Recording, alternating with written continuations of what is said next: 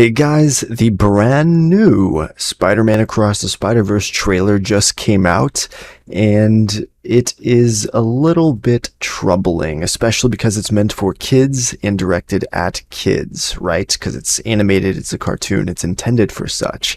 And it's Spider-Man, which is popular amongst a lot of kids. But we have some troubling things to cover, which I'm sure you may have heard of if you are on the internet in the past couple days.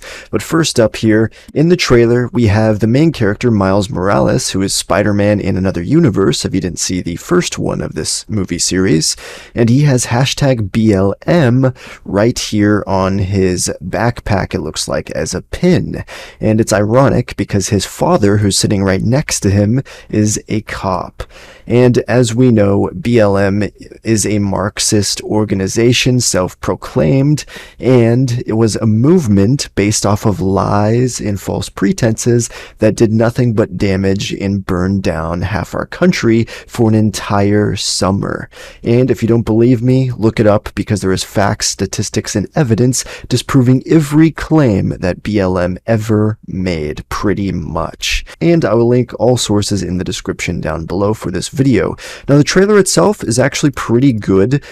I'm just going to be nitpicking and pointing out some things. There is like a race swap of Spider-Woman, and for some reason she's pregnant. Her name's Jessica Drew, and I don't know why she would be fighting pregnant. That's not very healthy, and there's not really a need for a race swap, but it's irrelevant, really. We have Gwen, and we have Spider-Man 2099, who's looking pretty good, Miguel O'Hara, and you'd probably miss this if you watched the trailer on your own, but at a certain point in the trailer, there is a flash of Gwen here in her room, and on the wall, there's a flag. So I'll zoom this out a little bit so you can see this a bit more, but it's right there, right on the wall. Protect trans kids with the trans flag. This flag is a real flag with the, protect trans kids written on it as well. But it was created as a direct response to states outlawing and banning damaging and permanently life-altering surgeries and drugs for children that would damage them irreparably and irreversibly, but only for children at a younger age. I'm pretty sure some of these states only banned it for up to a certain age, but in my opinion, it should be banned up to 18.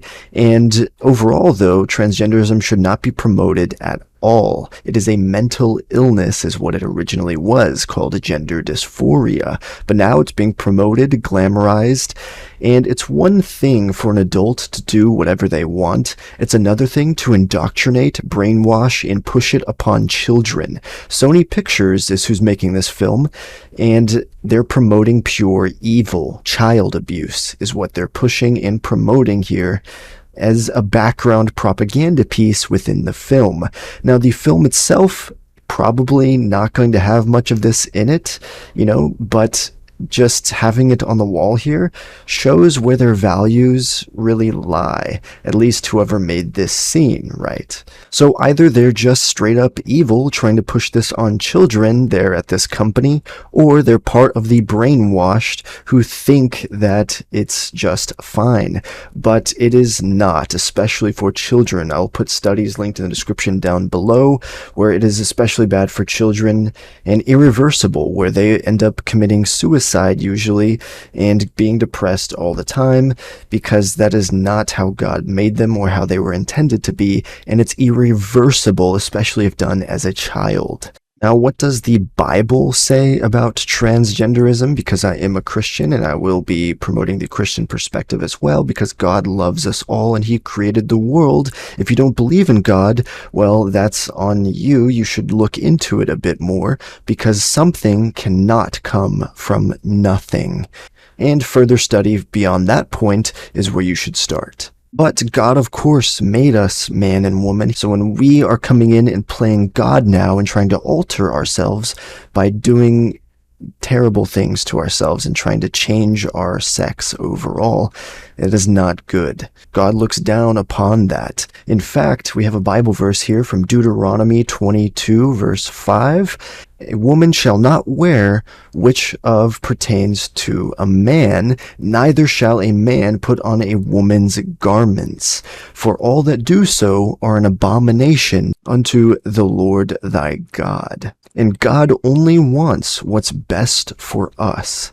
And anything outside of that, in focusing on oneself, one's own desires and temptations, and focusing on that rather than putting God first, is Satanism. And you're doing exactly what Satan prefers you to do. But we live in a harsh time where much of the world is deceived and much of the country deceived as well, if not religiously, but also politically and socially, unfortunately. But Satan is a busy worker constantly providing these deceptions for people, unfortunately. But nonetheless, guys, that's going to be it for this video. Will it ruin the movie entirely? I hope not, but it should be there, and I should mention it and forewarn you guys that they are promoting this stuff in their movie, even if it's just background propaganda. So express your discomfort and displeasure with Sony Pictures and the people who are making Spider-Man Across the Spider-Verse,